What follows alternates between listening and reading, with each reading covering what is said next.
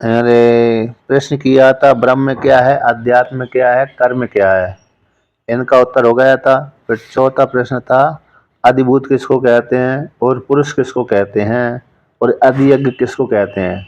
तो यहाँ पर भगवान ने वो वर्णन कर दिया कि अधिभूत क्षर भाव ही अधिभूत है, और जो पुरुष कौन है, हिरण्यगर्भ है। और अधियज्ञ कौन है, पूजनीय व्यक्ति, वो मैं ही हूँ। सारे देहधारियों को के भीतर देह को भरण पोषण कर, देह के भरण पोषण करने वालों के मध्य में मैं ही अधियज्ञ हूँ, यानी पूजनीय हूँ। मेरे को किस रूप से पूजा करना चाहिए कि ब्रह्म रूप से चिंतन करना चाहिए, ऐसा वर्णन कर दिया। यानी अंतर्यामी परमात्मा सभी प्राणियों के शरीर के भीतर रहता है। अब इसी को भगवान भास्कर व्याख्यान करते हैं। अधिभूतम इति, यानी अधिभूतम प्राणी जातम अधिकृत्य भवति इति। प्राणी समुदाय को जात बोलते हैं, समुदाय को। तो जात यानी उत्पन्न भी होता है और समुदाय भी होता है। जात शब्द का अर्थ है समुदाय भी होता है और उत्पत्ति भी होती है। जनि प्रादुर्भाव से जात शब्द बनता है, इसलिए उत्पत्ति का ही वाचक होता है और समुदाय का ही वाचक होता है। तो प्राणी अधिभूत है, प्राणी जातम यानी प्राणी समुदाय को अधिकृत करके रहता है, इसको बोलते हैं अधिभूत। वो अधिभूत है क्या, तो उसको लेकर के वर्णन करते हैं। को असौ अधिभूत, तो क्षरः एन क्षरति इति क्षरो यानी विनाशी। भावो यदि किंचित जनिमद वस्तु इत्यर्था। क्षर क्षरा एन क्षर है, क्षरत इति क्षर, जिसका क्षय हो जाता है उसको क्षर बोलते हैं। श्री क्षरण्य धातु है, तो यानी विनाशी। जो क्षर हो, जिसका क्षरण होता रहता है वो विनाश हो जाता है। जैसे अरे मकान का क्षरण होता रहता है तो एक न एक दिन क्या हो जाता है, नष्ट भ्रष्ट हो जाता है। जैसे किले आदि हुए ना, जो राजाओं ने किले बनाए थे, 1000 साल 2000 साल तक चलते रहते हैं, इसके पश्चात नष्ट भ्रष्ट हो जाते हैं। सारे किले नष्ट भ्रष्ट हो गए राजस्थान को छोड़ करके। राजस्थान के जो किले हैं वो भी अभी जीर्ण शीर्ण अवस्था में पड़े हुए हैं। बाकी सारे किले नष्ट भ्रष्ट हो चुके हैं। उत्तर भारत के तो उत्तर प्रदेश में तो है ही नहीं है, लगभग ना के बराबर बचे होंगे कहीं भी, वो भी मिट। राजस्थान में तो थोड़े पत्थर के थे इसलिए ज्यादा बचे हुए हैं।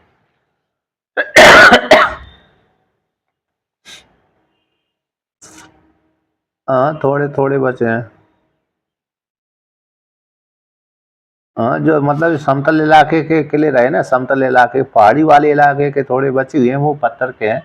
लेकिन जो समतल इलाके के किले रहे जिसमें पत्थर की दीवार आदि नहीं थी, वो नष्ट भ्रष्ट हो चुके हैं। तो इसलिए क्षर यानी क्षरती थी क्षर है, और विनाशी उसका अर्थ करती क्षर यानी विनाशी। तो विनाशी भावा यद किंचित, जो दिख रहा है वो जनिवद, जो दिख रहा है वो जनि वाला है, उसको जो उत्पन्न होता है वो नष्ट हो जाता है। न्याय है यद कृतिकत्वम तद अनित्यत्वम, जो उत्पन्न होता है वो मरता है, जो मरता है तो फिर उत्पन्न भी हो जाता है। इस प्रकार से तो ये वर्णन कर दिया। अब पुरुष को लेकर कहते हैं कि देवता किसको कहते हैं, तो उसको लेकर कहते हैं पुरुष। आदि देवत कौन है, वो पुरुष है। तो पुरुष पूर्णम अनयन सर्वमिति। पुरुष पुरी सेनाद व पुरुष आदित्य अंतर्गतो हिरण्यगर्भ सर्व प्राणी करा नाम अनुग्राहक शो अधिदेवतम। तो पुरुष शब्द का अर्थ करते हैं पूर्ण। पुरुष कैसे पूर्ण है, जिसके द्वारा पूरा हो जाता है, जिसके द्वारा पूर्ण होता है उसको, तो उसको कहते हैं पुरुष। एक अर्थ कर दिया, जिसके द्वारा यह पूर्ण कहलाता है उसको पुरुष कहते हैं। अनैन, अनैन तृतीय, जिसके द्वारा, इसके द्वारा, जिसके द्वारा मतलब इसके द्वारा, किसके द्वारा, लिंग शरीर के द्वारा। अथवा पूरी सेनाद व पुरुषा, पूरी में शयन करता है, हृदय रूप गुहा में शयन करता है, इसलिए पुरुष कहलाता है। हृदय रूप है गुहा में शयन करता है, इसलिए उसको भी पुरुष कहते हैं। और जिसके द्वारा पूर्ण होता है उसको भी पुरुष कहते हैं। हृदय के भीतर जो मांसपिंड विशेष है उसके भीतर लिंग शरीर विद्यमान रहता है, अंतःकरण विद्यमान रहता है। उसी लिंग शरीर में परमात्मा की अभिव्यक्ति होती है बुद्धि की, अभिव्यक्ति बुद्धि में ही परमात्मा की अभिव्यक्ति होती है। ऐसा जो पुरुष है, अब यहाँ पर अध्यात्म में लिंग शरीर होगा, शरीर हो गया, शरीर के भीतर लिंग शरीर है, उसका जो अभिमानी देवता, लिंग शरीर का अभिमानी देवता तेजस हो गया। और अध्यात्म को और अधिदेवत को एक करके वर्णन करते हैं, कहते हैं आदित्य अंतर्गतो, तो आदित्य के भीतर गया हुआ। हमको जो दिख रहा है, कौन दिख रहा है? आदित्य, सूर्यमंडल दिखता है। तो सूर्यमंडल में जब दिखता है तो देखते हैं तो उसमें एक पुरुष बैठा रहता है। आपने कभी ध्यान लगा के देखा होगा, देखा है कि नहीं देखा है? नहीं, वो दिखता भी नहीं है कभी। कभी जो मरने वाला व्यक्ति होता है ना, जो मरने वाला व्यक्ति है तो वो उसको वो दिख जाता है, जिसने उपासना की है, जिसने गायत्री की बहुत उपासना की है, अथवा हिरण्यगर्भ की उपासना की है, अथवा ओमकार की उपासना की है, ऐसे व्यक्ति को वह पुरुष दिख जाता है।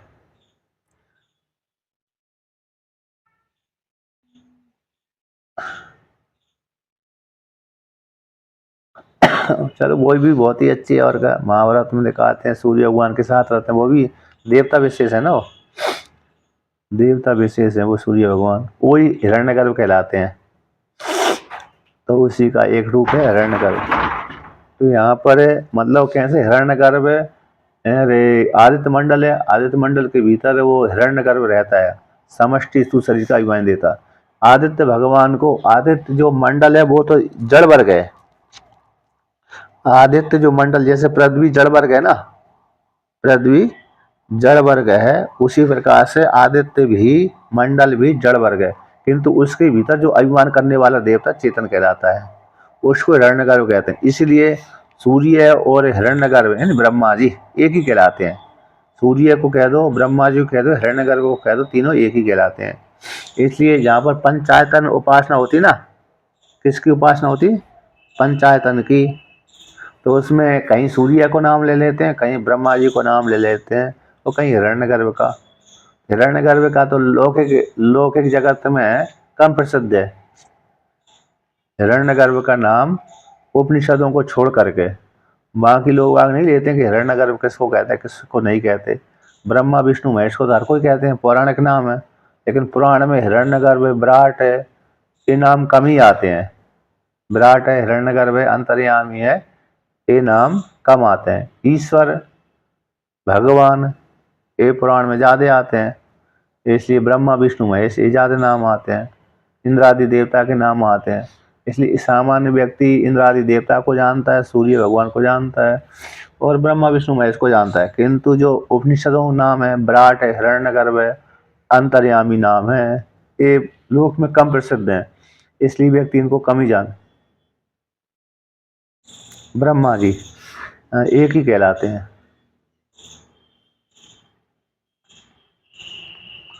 जैसे आपने कभी उस आला में देखा होगा ना, आला खंड है, तो उसमें एक वाक्य आता है, सदा भवानी धानी गौरी पुत्र गणेश, तीन देव रक्षा करें, ब्रह्मा विष्णु महेश। अब वहां पर सूर्य भगवान को नहीं लिया, ब्रह्मा विष्णु महेश, सदा भवानी दायनी, भवानी दायनी गौरी पुत्र गणेश। अब गौरी के पुत्र जो गणेश हो गए तो दो हो गए, गौरी और गौरी का पुत्र गणेश दो हो गए। अब तीन देव रक्षा करें, तो तीन देव कौन हो गए? ब्रह्मा विष्णु महेश। तो ब्रह्मा सूर्य के स्थान पर उन्होंने किसको ले लिया? सूर्य के स्थान पर उन्होंने ब्रह्मा जी को ले लिया। तो ब्रह्मा जी को सूर्य को एक ही बोलते हैं।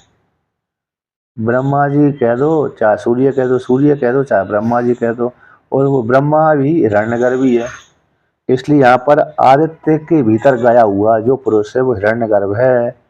वो हिरण्यगर्भ कैसे? सर्व प्राणी करा नाम अनुग्रह, सारे प्राणियों के ऊपर अनुग्रह करने वाला है, ऐसे उस पुरुष को अधिदेवत कहते हैं, देवता यानी समष्टि बुद्धि। कौन हो गया? तो समष्टि बुद्धि हो गई। और हमारे हमारे शरीर की,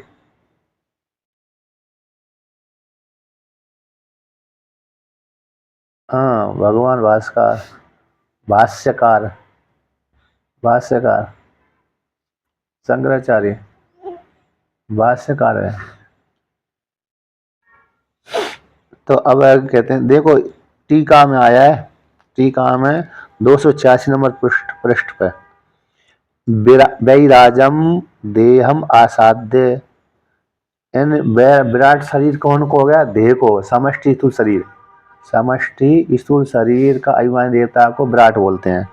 वैराजम देह को आसाधन कर प्राप्त करके आदित्य मंडल आदिशु, आदित्य मंडल आदि में, तो आदित्य मंडल भी कौन से गए?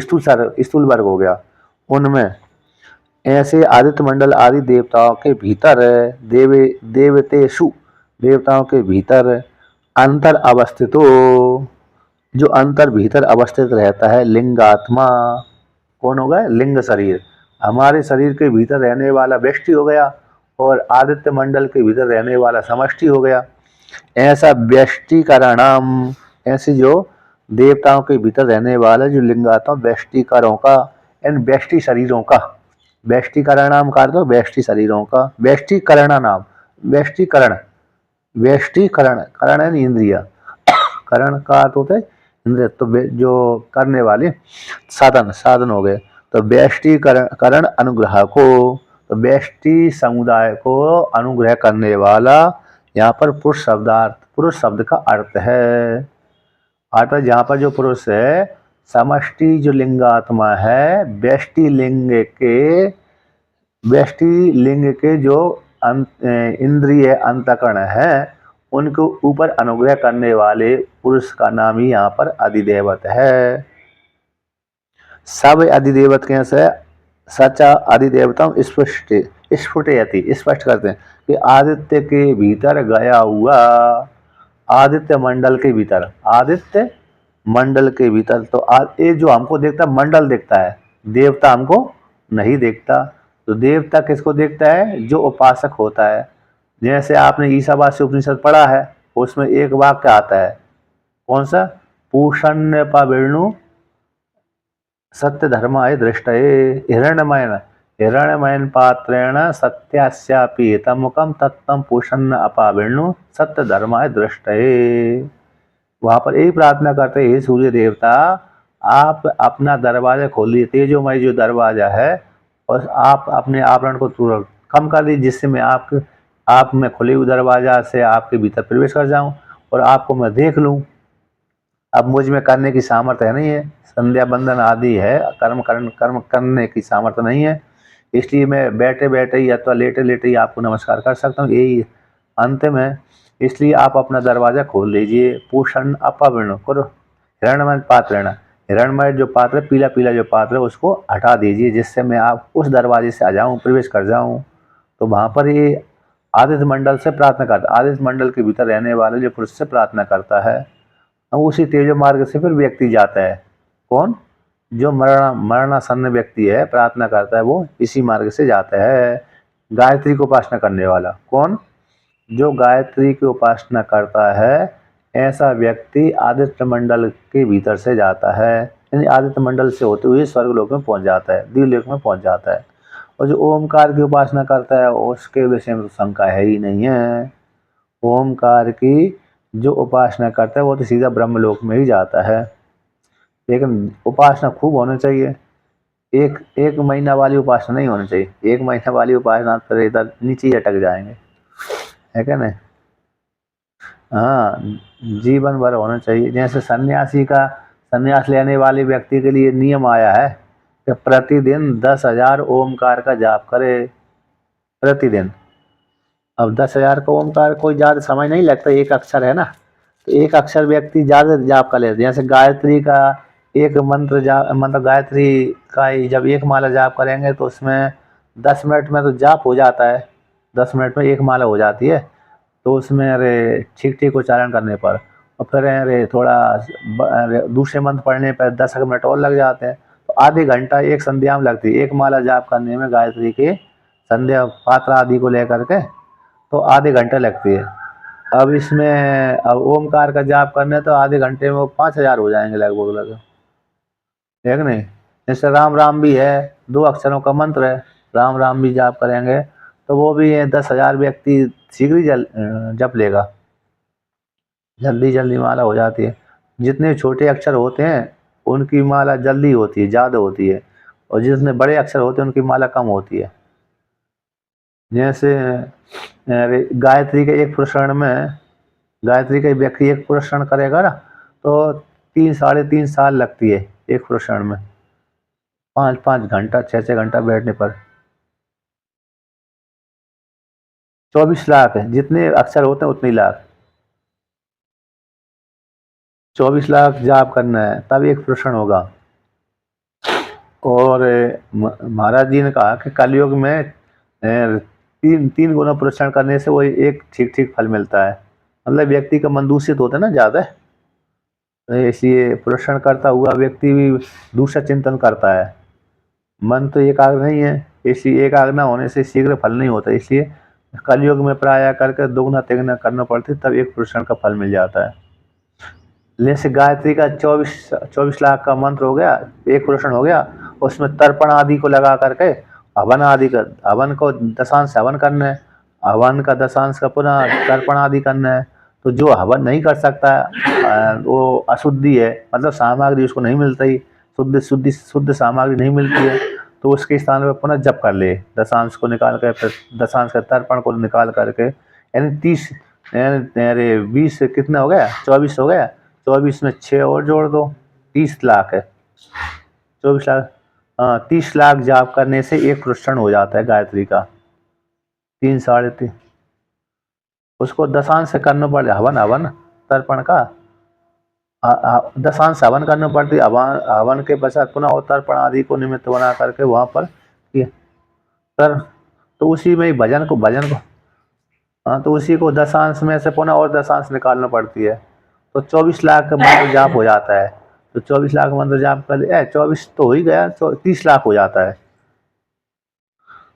दशांश को लेकर के। तो 30 लाख जाप करने से एक प्रश्न हो जाता है गायत्री का, वो भी 3-3.5 साल में पूरा होता है।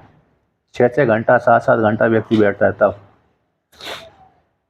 अब अभी जो इनका होता है, जो राम का मंत्र जाप करेंगे, ये करेंगे, तो इनका जल्दी हो जाता है, इसलिए इनके लिए चार प्रश्न करना पड़ती है। कितना?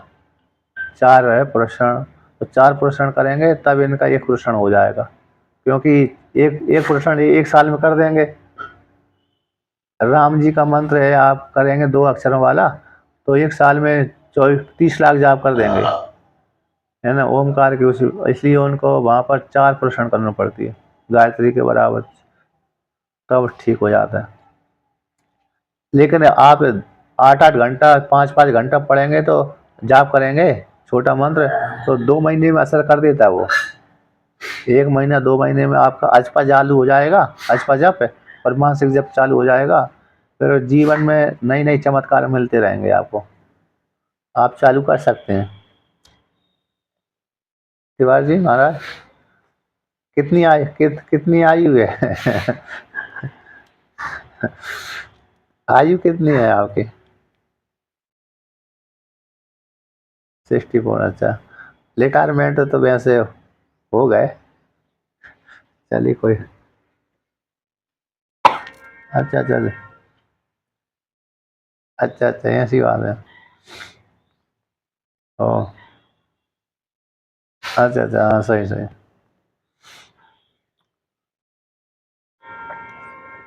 चलिए वो तो, अरे वो तो ये क्या हो गया, आदित्य मंडल के भीतर गया हुआ ये, तो इसको बोलते हैं आदि यज्ञ, मत आदि देवता। अब आदि यज्ञ को लेकर कहते हैं इन सारे प्राणी समष्टि बुद्धि, लिंगात्मा हिरण्यगर्भ, ये हिरण्यगर्भ सारे जीवों के जो अंतःकरण है, लिंग शरीर है, व्यष्टि लिंग शरीर के ऊपर अनुग्रह करता है, समष्टि व्यष्टि के ऊपर अनुग्रह करता है। उसी प्रकार से जो समष्टि विराट व्यष्टि स्थूल शरीर हमारे शरीर के ऊपर अनुग्रह करता है, इस प्रकार जान लेना चाहिए। अब अधियज्ञ को लेकर कहते हैं, अधियज्ञ कौन है इत्यादि कहते हैं। अधियज्ञ सर्व यज्ञ अभिमानिनी देवता विष्णुवाख्या, सारे यज्ञों के ऊपर अभिमान करने वाला देवता वो है अधियज्ञ, यानी उसका नाम क्या है, विष्णुवाक्य, विष्णु नामक यज्ञ। विष्णु, वो विष्णु देवता है, विष्णुवाख्या यानी विष्णु नामक देवता, जिसकी नाम है विष्णु। अब विष्णु शब्द किससे बनता है? विसली व्याप्त धातु होती है। कौन सी धातु है? विसली व्याप्त। तो संपूर्ण जगत को व्याप्त करने वाली धातु, उससे नोक प्रत्यय कर दिया तो विष्णु शब्द हो गया। इसलिए विष्णु शब्द व्यापक का वाचक होता है। तो व्यापक कौन होता है? ब्रह्म ही होता है। अब यहाँ पर विष्णु भगवान यज्ञ नारायण विष्णु कहलाते हैं, इसलिए सारे यज्ञों के ऊपर अभिमान करने वाले देवता को विष्णु कहते हैं। उसमें श्रुति भी कहती है, श्रुति आती है कि हम ऐसी बात नहीं कर रहे, कपोल कल्पना नहीं है। भगवान कहते हैं कपोल कल्पना नहीं है, इसमें श्रुति प्रमाण है। यज्ञो वै विष्णु हूँ, ये तैतृय संहिता का वाक्य है। तैतृय उपनिषद है ना, तो तैतृय उपनिषद उसी तैतृय संहिता के अंतर्गत आता है। तो विष्णु वै यज्ञ, यज्ञ वै विष्णु। विष्णु यज्ञ कौन है? विष्णु है। विष्णु कौन? यज्ञ है।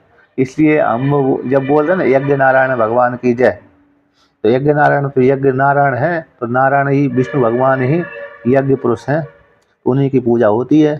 इति श्रुते है, यानी कहीं भी व्यापक जो विष्णु है वही यज्ञ हैं, उन्हीं की पूजा होती है।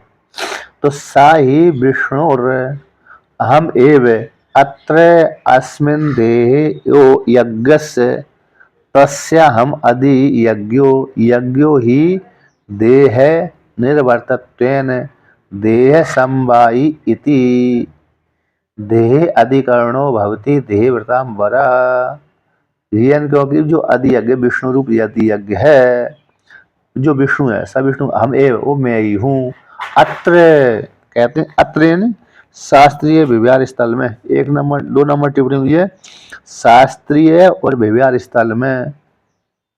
शास्त्रीय और व्यवहार स्थल में, शास्त्रीय में तो यज्ञ में यज्ञ विष्णु बोल ही दिया, और व्यवहार स्थल में व्यवहार करते व्यक्ति शरीर के भीतर रहता है, शरीर के माध्यम से व्यवहार करता है। तो अस्मिन देहे, इस शरीर के भीतर, इस शरीर में भी व्यक्ति यज्ञ करता है। जैसे बाहर यज्ञ का शास्त्रीय रीति से बाहर यज्ञ करता है तो वो भगवान विष्णु यज्ञ ही है। तो शरीर के भीतर भी व्यक्ति यज्ञ करता रहता है। तो इस शरीर के भीतर जो यज्ञ होता है, शरीर के भीतर जो यज्ञ होता है, खाता है, पीता है ना, देखता है, सुनता है इत्यादि, आहार आदि कर रहा है, तो जो यज्ञ होता है तस् उस यज्ञ का हम, मैं विष्णु भगवान वासुदेव आदि यज्ञ हूँ। अतः शरीर के भीतर मैं ही क्या करता हूँ? पूजनीय हूँ। यज्ञ, क्योंकि जो यज्ञ है, जो यज्ञ होता है देह निर्वर्तत्वेन, देह शरीर के द्वारा ही संपादित होता है। यदि शरीर ना हो तो यज्ञ भी ना हो। शरीर है ही नहीं तो यज्ञ कैसे करेगा? इसी यज्ञ भी शरीर के द्वारा संपादित होता है। इसलिए वह देह समवाय, देह के साथ संबंध से रहता है, यानी देह को आश्रय करके रहता है। समवाय बोलते हैं संबंध, जुड़ करके रहना। जैसे अरे पट तंतु के साथ मिल करके रहता है। जैसे पट में जो रूप है संबंध से रहता है। पट में, इन वस्त्र में जो रूप है, वस्त्र में जो रूप होता है वो एक के बिना नहीं रहता। पट जब तंतु नहीं है तो पट भी नष्ट हो जाता है, नहीं दिखता है। और जब वस्त्र नहीं है तो रूप भी नहीं दिखेगा। तो रूप उसमें वस्त्र में संबंध से रहता है, संबंध करके रहता है, एक होकर के रहता है। उसी प्रकार से यहाँ पर देह के साथ संबंध करके रहता है। देह अधिकरणो भवति, देह को आश्रय बना करके रहता है। कौन? अंतर्यामी परमात्मा, यो यज्ञ है जिसके द्वारा वो सारी क्रिया होती हैं, शरीर में चेष्टा होती है। ऐसे जो अंतर्यामी परमात्मा कहते वो मैं हूँ। देह भरताम बरा, जो सभी प्राण, जो सारे प्राणी देह को भरण पोषण करते हैं, उनके मध्य में श्रेष्ठ जो मैं वासुदेव भगवान विष्णु मैं हूँ, वही अधियज्ञ हूँ। अभी यहाँ पर टीका में देखिए तो सब विष्णु शास्त्रीय विव्यार भूमि उक्ता कर दिए गए। इन देह समान अधिकरण से, देह के साथ समान अधिकरण से इस देह में रहता हूँ। तो यहाँ पर किम अधियज्ञ, अंतर जो अधियज्ञ है वो कौन से? अधियज्ञ बाहरवा अंतर्वा, देह आदि में संदेह हो जाने पर यदि यज्ञ बाहर है कि भीतर है, देह से आदि यज्ञ यानी पूजनीय व्यक्ति तो देह के भीतर है अथवा बाहर है, ऐसे संदेह म भूत है न हो कि देह के भीतर है, शरीर के भीतर जो यज्ञ है वो मैं, उस यज्ञ का मैं ही यदि यज्ञ हूँ। अब यहाँ पर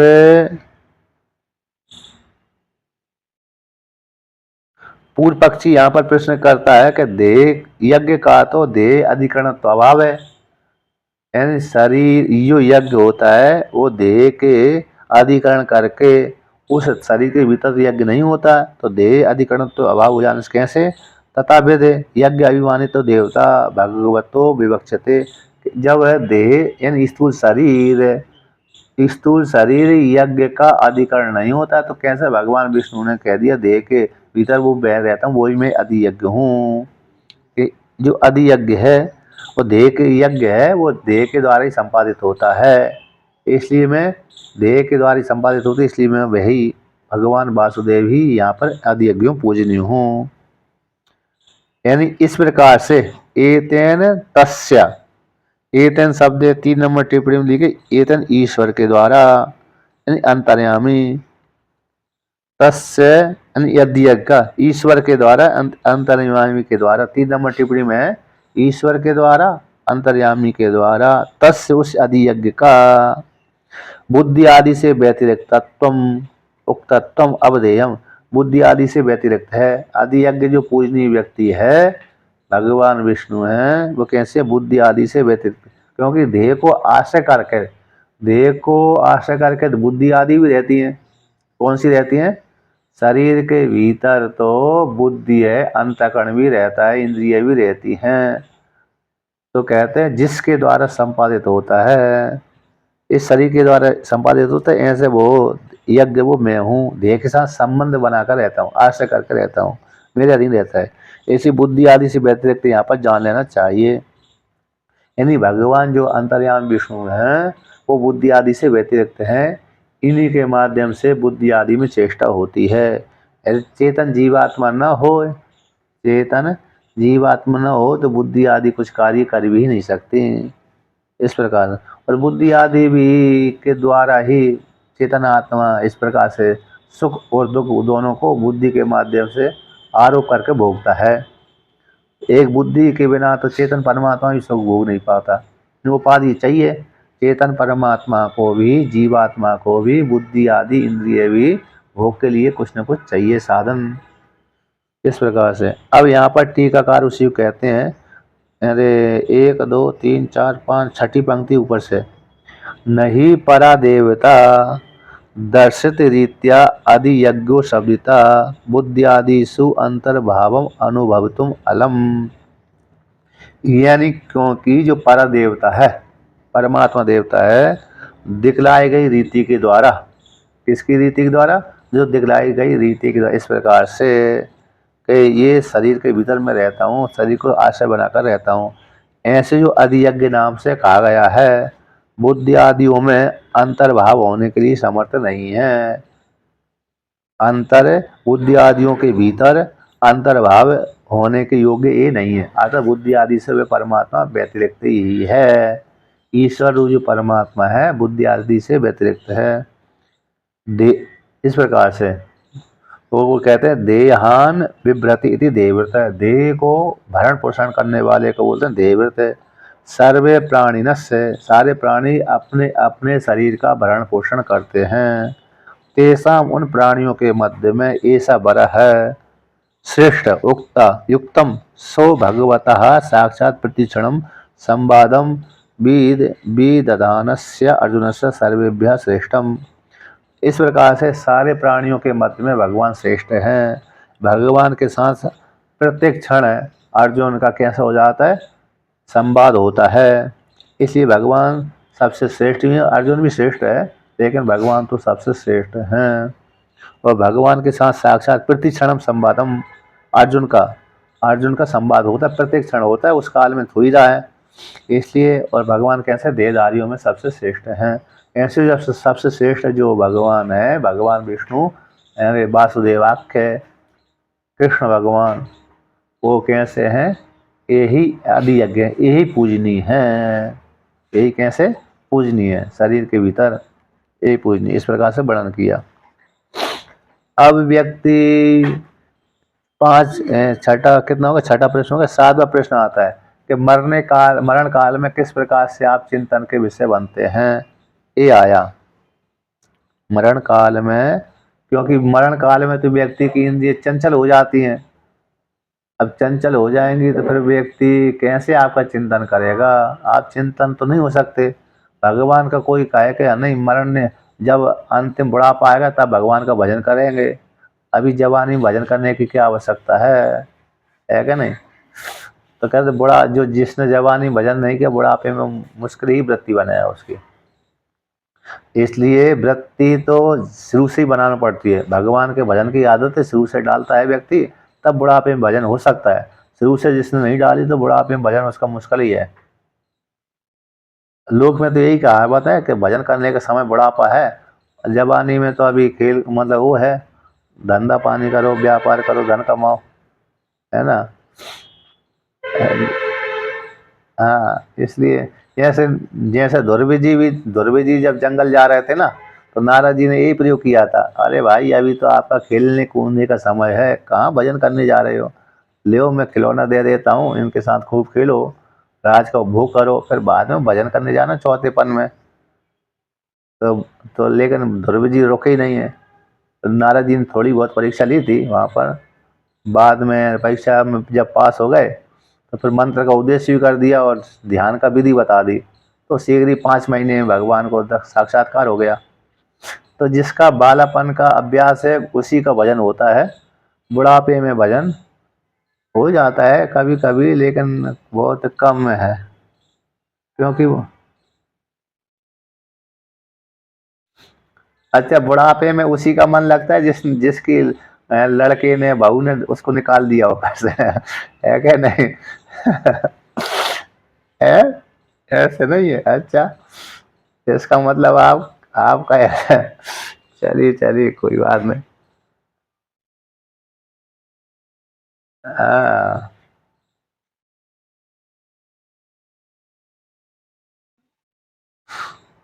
सही है।